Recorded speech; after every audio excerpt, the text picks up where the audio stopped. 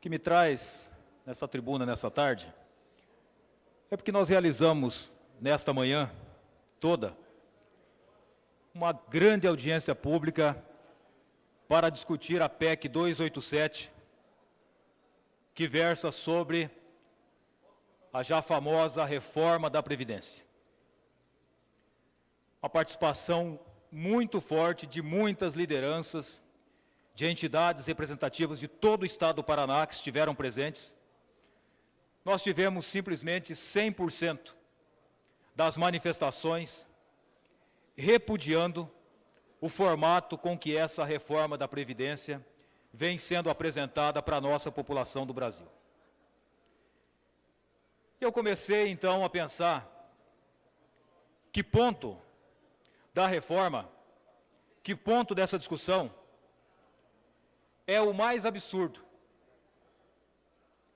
para discorrer aqui nessa tarde. Mas com toda a honestidade de alguns que eu vou falar aqui, eu não consegui ter o discernimento para compreender o qual é pior. Poderia falar, por exemplo, sobre a situação do desemprego que essa reforma da Previdência ocasionará, caso venha sendo aprovada. Porque, é claro, se você aumenta o tempo de contribuição, aumenta a dificuldade para um cidadão, para uma cidadã se aposentar, naturalmente você reduz o espaço do mercado de trabalho e os nossos jovens passarão a ter muito mais dificuldade para conseguir um espaço no mercado de trabalho, porque as pessoas mais velhas precisarão estar trabalhando. Me concede uma parte, deputado? Em seguida, eu poderia falar sobre a situação que estabelece, que é o que mais se discute e que a população toma conhecimento de maneira mais prática. O aumento do tempo de contribuição de 49 anos para todo cidadão brasileiro. Imagine quem é que consegue hoje trabalhar ininterruptamente por 49 anos sem ficar desempregado para preencher esse requisito para conseguir se aposentar. Mas esse também não é um dos maiores absurdos. Estabelece-se também que você terá que se aposentar, cidadão que está em casa, meu amigo, minha amiga, pelo menos até os 65 anos de idade. E não importa se você é professor, se você é policial, se você é um personal trainer, se você é um agricultor, se você é um gari, não importa. É 65 anos. E não interessa também se você é homem ou é mulher. Poderia, então, falar o seguinte, olha, o maior absurdo dessa reforma é dizer que as mulheres terão que preencher os mesmos requisitos dos homens. Porque o que é que estabelece um regramento de justiça? Tratar os iguais como iguais e tratar os desiguais como desiguais. A mulher, ela tem, evidentemente, no mínimo 2, mas em muitos casos, 3 atribuições que o homem não tem. O homem, em geral, ele desempenha o papel de trabalhar, prestar um serviço. A mulher trabalha fora, a mulher cuida da casa, a mulher cuida dos filhos e muitas vezes ainda cuida do próprio marido, que está com problema, que está doente, isso quando não tem um vício de ser uma pessoa embriagada e tudo mais. Então, você estabelecer o mesmo requisito, o mesmo regramento, igual para homens e mulheres, é um absurdo que poderíamos dizer, ora, esse é o maior. Mas também não é o maior. Então, poderíamos falar o seguinte, imagine, no meu caso, que conheço a realidade do servidor público, que as pessoas dizem o seguinte, olha, algumas categorias, elas têm uns privilégios. Não é privilégio ter aposentadoria especial.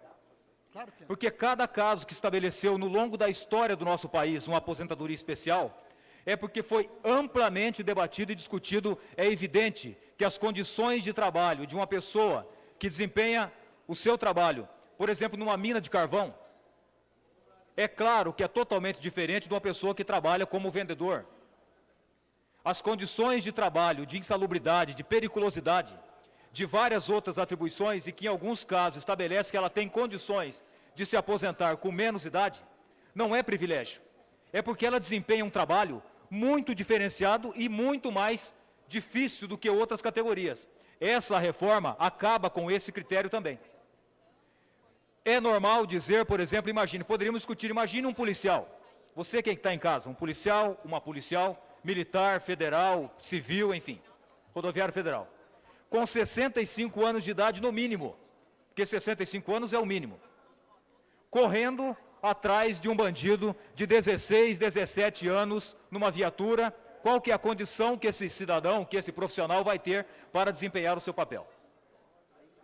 Qual é a condição que um professor, uma professora que está em casa nos assistindo, com 60, 65 anos de idade no mínimo, para lecionar para uma sala de aula com crianças de 5, 6, 10 anos? Não que não tenha competência, não terá condições físicas, psicológicas, de desempenhar o papel com essa idade, já num trabalho que normalmente é muito mais intenso, muito mais estressante do que qualquer outra função.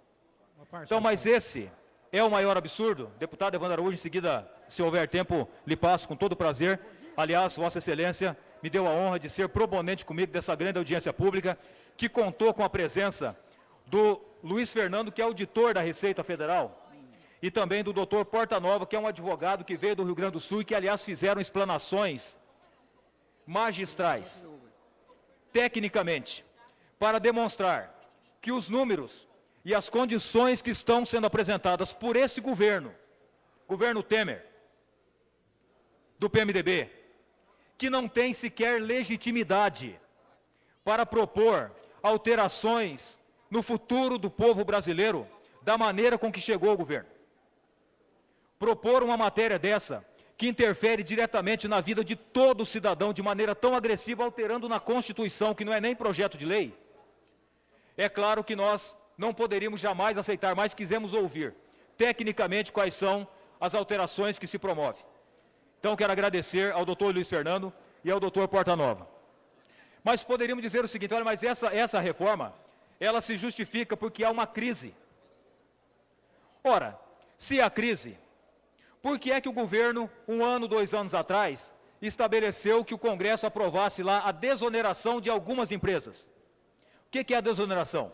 Fazer com que algumas empresas paguem menos contribuição previdenciária do que outras. Ora, se havia crise já há tanto tempo, por que é que se propôs essa medida, pastor Edson Praquizic? Um discurso que não se sustenta. E aí o que é que se fala? Olha, a Previdência é deficitária. Deficitária a Previdência?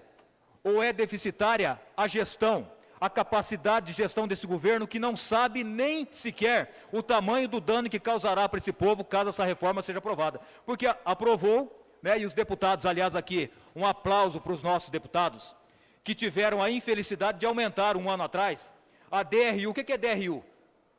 DRU é a possibilidade de o governo federal, para falar numa linguagem bem simples, é desvinculação da Receita da União. O que o governo faz? Ele mete a mão no dinheiro que é da Previdência. Para fazer o quê? Para pagar dívidas que não fui eu que fiz, que não foi você que fez, cidadão, que não fomos nós que fizemos.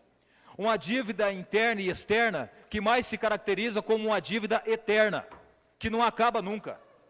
Uma dívida que fala assim: olha, a Previdência é o maior custo da União, que hoje está girando em torno de 20% do PIB. Sabe quanto que o governo destina para pagar banqueiro, para pagar o sistema financeiro internacional? Próximo de 50% do nosso PIB, que nesse ano a perspectiva é de que ultrapasse R$1 trilhão. Isso sim é lamentável, e o governo fica de boca fechada, mentindo para o povo, manipulando o número, dizendo que a Previdência é deficitária, mas conta apenas com a contribuição dos trabalhadores e das empresas. Não consta com as demais contribuições que são constitucionais e que devem ser destinadas para a Previdência Social. Então, gente, o dinheiro que falta na Previdência é tirado pela desvinculação de Receita da União, é tirado da desoneração das empresas para pagar banqueiro, para pagar o sistema financeiro internacional. Aí sim está o maior absurdo do nosso país, Sandro. Essa dívida interna que ninguém tem a coragem, e esse governo que está aí não tem também, de propor uma auditoria. E sabe quem é o relator da Previdência? É um deputado federal da Bahia, que inclusive foi simplesmente custeado pelo Banco Itaú, pelo Banco Bradesco e outros bancos. será que o parecer dele na Previdência será como? A favor do povo ou contra o povo? Então, senhor, você que está em casa, Por favor, para concluir. só gostaria de mobilizar a todos que estão nos ouvindo, que não tenha medo de ir para as ruas para lutar contra essa vergonha dessa Previdência.